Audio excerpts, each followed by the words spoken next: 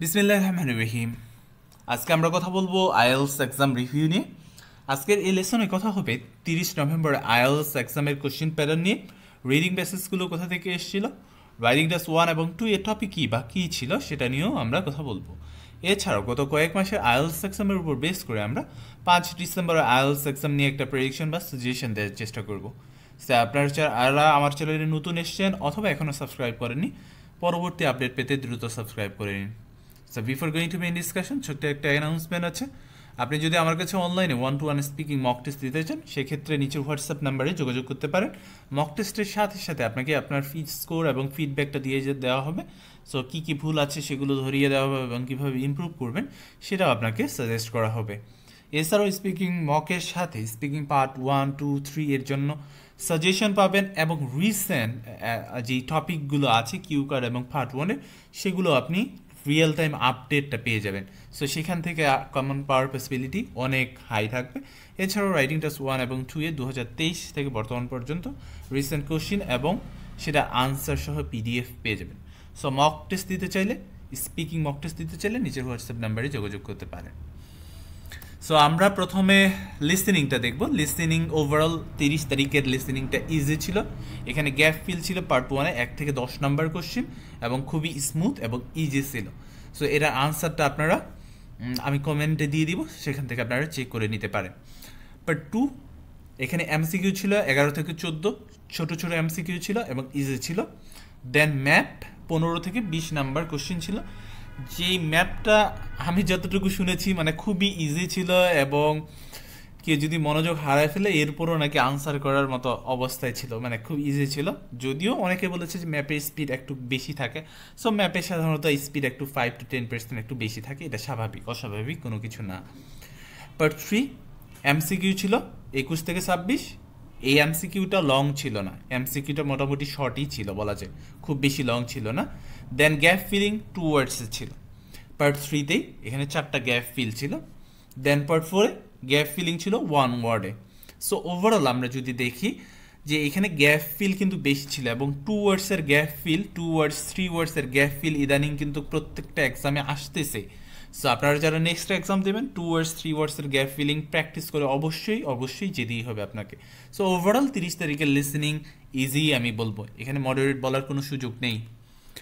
দেন রিডিংটা আমার কাছে যতটুকু লেগেছে সেটা হলো ইজি টু মডারেট। তুলনামূলক আমরা যদি কম্পেয়ার করি এর আগের 2টা এক্সামের সাথে, তাহলে বলবো যে সেই হিসাবে ইজি হয়েছে।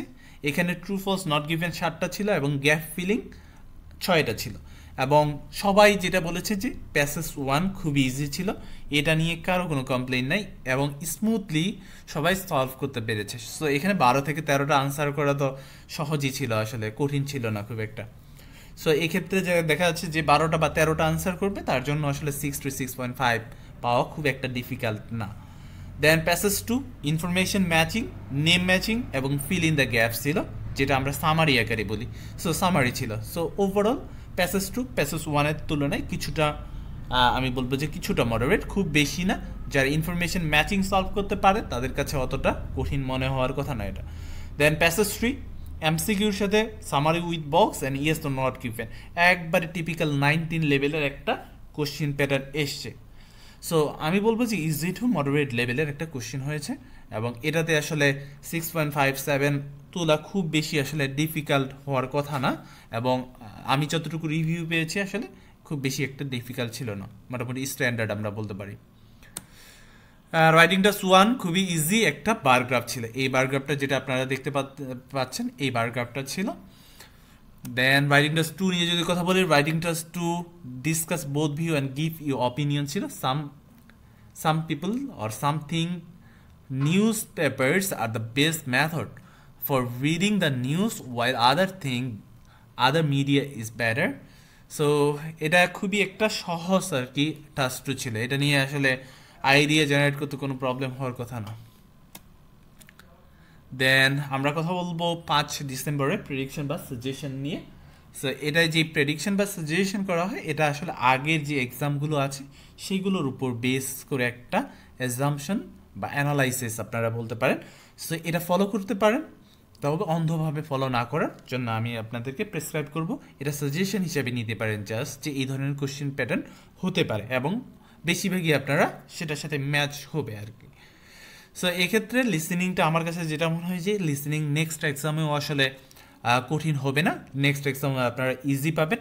তবে কোনো একটা সেকশন অর্থাৎ স্পেশালি পার্ট 3 বা পার্ট 2তে কোনো একটা সেকশনে স্পিড কিছুটা ইনক্রিজ হওয়ার চান্স থাকবে, কিছুটা একটা পার্টে জাস্ট।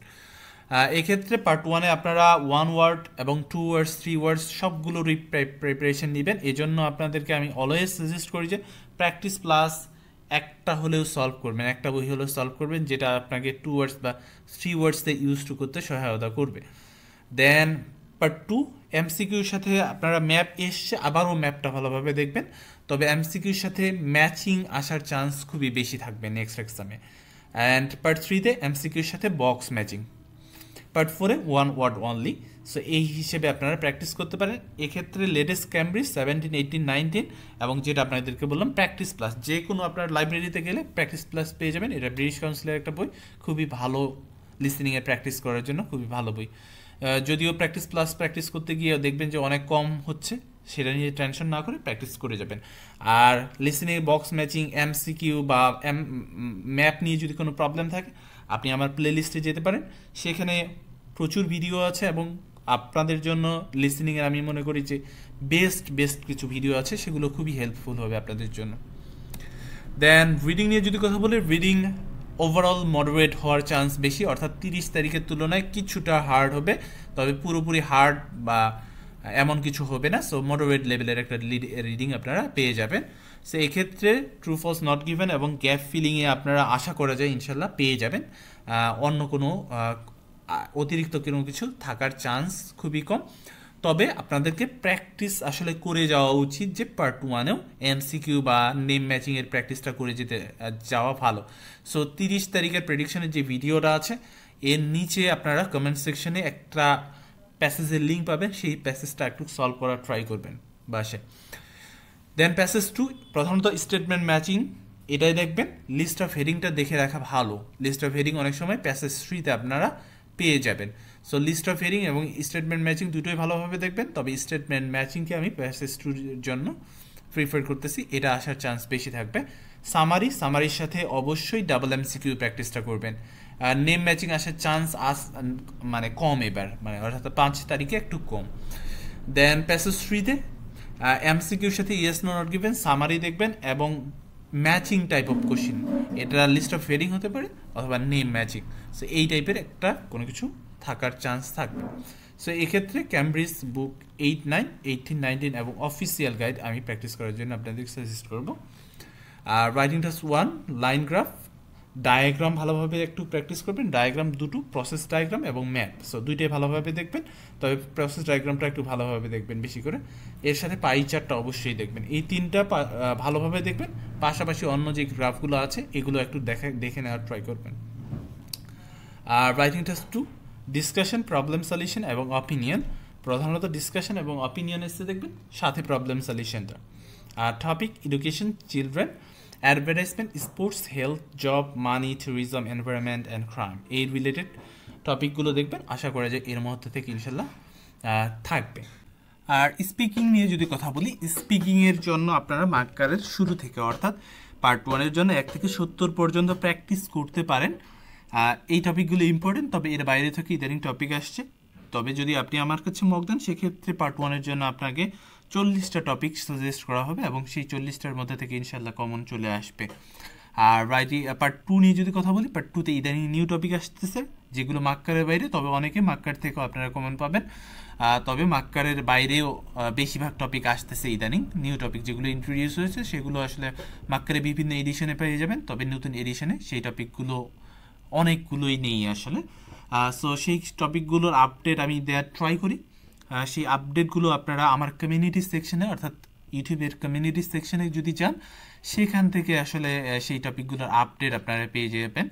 আর এরকম টপিকগুলোর আপডেট আমি সাধারণত আমার যে প্রাইভেট গ্রুপ আছে সেখানে আমি দিয়ে দিই, যারা আমার কাছে মক দেয় সেখানে তারা রিয়েল টাইম আপডেটটা পেয়ে যায়। এবং আপনারা অনেকে দেখেন যে যে লাস্ট দিন আমি আস্ক করেছি তাকে মকে, সেই টপিকটা এসছে, এমনও হয়ে থাকে, কারণ একদম রিসেন্ট টপিকগুলোই আমি সবসময় রিয়েল টাইম আপডেট দেওয়ার ট্রাই করি। এবং আপনারা কমিউনিটি সেকশনে একটু চেক করবেন অলওয়েজ, সেখান থেকে আসলে কিছু হলেও আপনারা পাবেন, হেল্প পাবেন সেখান থেকে। সো ওভারঅল আমার কাছে যেটা মনে হয় আসলে 5 তারিখের এক্সামটা রিডিং বাদ দিলে ওভারঅল ইজি হবে। রাইটিং নিয়ে খুব একটা টেনশন করার প্রয়োজন নেই, রাইটিং আসলে ইদানিং খুব একটা কঠিন হয় না, ইজি হয়। আর ট্রাই করবেন যে রিডিংটা একটু এই যেই কয়েকদিন আপনাদের সময় আছে একটু মডারেট ওয়েতে প্র্যাকটিস করেন, যে কোনো সিচুয়েশনে জন্য তৈরি থাকতে হবে। এবং যেই ধরনের কোশ্চিনই হোক প্ল্যানিংটা অবশ্যই ভালো থাকতে হবে। আর ইদানিং রিডিং যেটা হচ্ছে time consuming, so time consuming যখন হচ্ছে অর্থাৎ আপনাকে কোনো একটা প্রশ্ন টাইপে বেশি সময় নিয়ে নিচ্ছে আপনার জন্য, সো এটা আপনাকে বুঝতে হবে যে আপনি যখন পাচ্ছেন না আনসারটা তখন অবশ্যই আপনাকে নেক্সট কোশ্চেনে চলে যেতে হবে বা নেক্সট কোশ্চেন টাইপে চলে যেতে হবে, যেটা আপনার জন্য সহজ। সো টাইম কনজিউমিং যেসব কোশ্চেন টাইপ থাকবে সেগুলো স্কিপ করে যেগুলো সহজে পারতেছেন সেগুলোর দিকে ফোকাস করেন, সেটা আপনাদের জন্য বেটার হবে। আর যেটা টাইম কনজিউমিং সেটা একটু পরের দিকে করার ট্রাই করবেন। সো সবাই ভালো থাকুন, সুস্থ থাকুন, আল্লাহ হাফিজ।